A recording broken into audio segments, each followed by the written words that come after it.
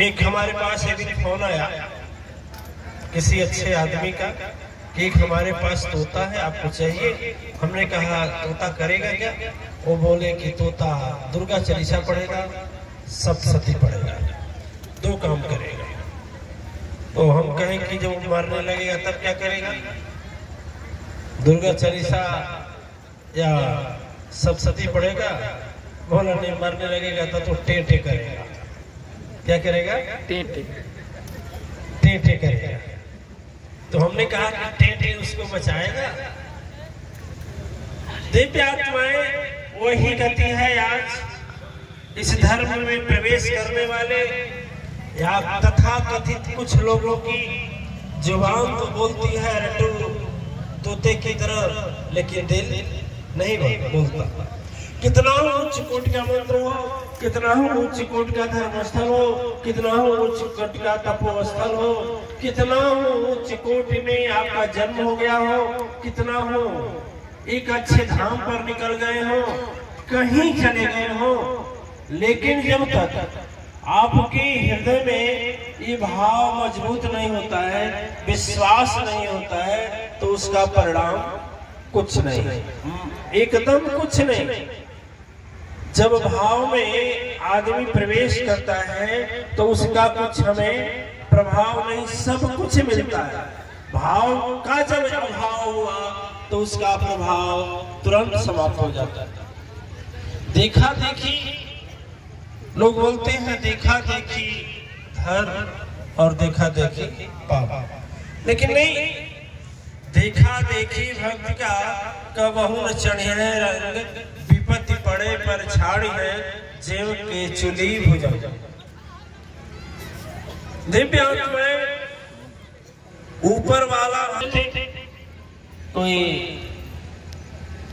मंत्री रहा होगा, कोई विधायक रहा होगा, कोई मुख्यमंत्री रहा होगा, कोई जनरल मंत्री हो रहा होगा, कोई कैबिनेट मंत्री रहा होगा, कोई प्रधानमंत्री रहा होगा, कोई राज्यपाल रहा होगा, सब लोग रहे होंगे। कुछ किसान रहे होंगे, कुछ व्यापारी होंगे, कुछ कर्मचारी होंगे, कुछ अधिकारी होंगे, सब लोग रहे होंगे। लेकिन विश्व नियंता यदि हमको और आपको धरा पर भेजा तो उसकी एक उम्मीद थी, एक आशा थी कि यह इनको हम भेज रहे हैं। आपके आने के पहले इस धरती पर बहुत लोग थे जो पेट भर रहे थे, बाल बच्चे पैदा कर रहे थे, बैंक में रुपया रख रहे थे, धनी होने के लिए रातों दिन प्रयास कर रहे थे। लेकिन सबसे बड़ी बात है कि आपको इस धरा पर भेजा गया, हमको इस धरा पर भेजा गया, और भेजने वाला भेजा तो अपने मन को संसार में रहते हुए भी संसार से हटाकर संसार बनाने वाले के चिंतन और प्रार्थना के लिए भेजा। 84 लाख योनियां होती हैं, कुछ लोग 84 मानते हैं, कुछ धर्म संस्था 84 मानती है, कुछ लोग 84 लाख मानते हैं। कुछ भी हो, यह जीव हम और आप यहाँ आए हैं तो कोई पूर्व जन्म कोई गधा रहा होगा, कोई घोड़ा रहा होगा, कोई हाथी रहा होगा, कोई ऊंट रहा होगा, हर जगह से आए। दिव्य आत्माएं सदगुरु के पाने के बाद भी यदि हमारे अंदर भाव नहीं जगता है, लेकिन उसमें यदि भाव है, यदि उसमें प्रेम है, तो हम तो बहुत बड़ा आपके लिए ब्रह्मास्त्र बन जाता है। हम कितना देर तक सदगुरु के पास रहे ये मतलब नहीं है, कितना 28 हो गए यह मान्यता नहीं है, कितना मंत्र जपे यह कोई विशेष बात नहीं है। बात है कि तो तीसरे दिन भोजन मिलेगा तो भोजन का महत्व बढ़ेगा जी कि नहीं बढ़ेगा? बढ़ेगा। और चौथे दिन, पांचवें दिन बढ़ता जा रहा है, छठवें दिन, या मान लीजिए कि ऐसा समय आया कि 7 दिन तक भोजन मिला ही नहीं। यदि 7 दिन तक भोजन नहीं मिला तो 8वें दिन भोजन में आप पकवान खोजेंगे। यदि आपके सामने रोटी आएगी, उस पहली रोटी का महत्व होगा कि नहीं होगा? बहुत होगा। वही नहीं, शरीर वही है, लेकिन जैसे जैसे भूख बढ़ रही है वैसे वैसे भोजन का महत्व बढ़ता, भोजन का महत्व बढ़ता जा रहा है ना। जैसे जैसे प्यास बढ़ती जा रही है वैसे वैसे पानी का महत्व बढ़ता जाता है। रोटी भी वही है, प्यास भी वही है, गिलास भी वही है, थाली भी वही है, आप भी वही है, घर भी वही है, लेकिन जैसे जैसे भूख या प्यास बढ़ती जाती है वैसे वैसे रोटी का महत्व बढ़ता जाता है, उससे प्रेम बढ़ता जाता है। 7 दिन के भूखे हो और आपके सामने एक रोटी आ जाए, खाने में देर लगेगा?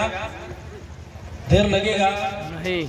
यदि सब्जी में लेट हुआ तो इंतजार करेंगे। आप कोई कहे अरे घबराइए नहीं, 2 दिन रुक जाइए मालपुआ मिलेगा, रुकेंगे?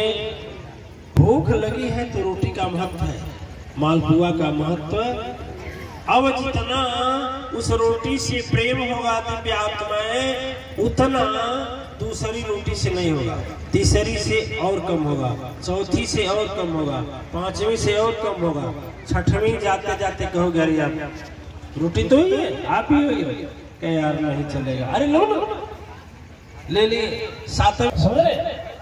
तो हमारे समझाने का केवल आप दिव्य आत्माएं है ना, ये भूख का मतलब भाव। जितना आपके अंदर भाव बढ़ता जाएगा उतना ही उससे आपको कुछ नहीं सब कुछ मिलता जाएगा, जो चाहेंगे वो पाएंगे। आज बैठे बैठे अपने हृदय में आज के दिन यही खोजें कि आपके अंदर भाव और प्रेम कितना, भाव और प्रेम जितना है उतना ही आपका, उतना ही आपका जितना भाव है उतना ही आपके जीवन में है। और ये बोले ये माला फेरते हैं ना ऐसे ऐसे, किसी ने लिखा है हाथ में माला घूमे मनवा घूमे चहुओर, बिरखाई भक्ति है कहीं न देती ठौर, ठौर नहीं देती।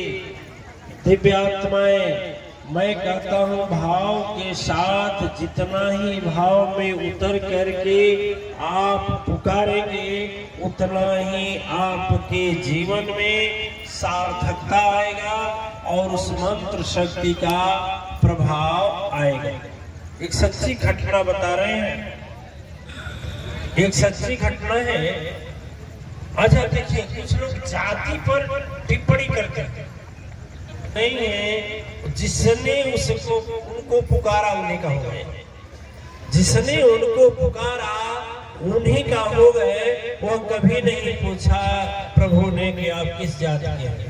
समस्या है कि भाव जब आता है, जैसे रोटी का उदाहरण दिए ना, यदि भूख है ना तो थाली में ये नहीं देखोगे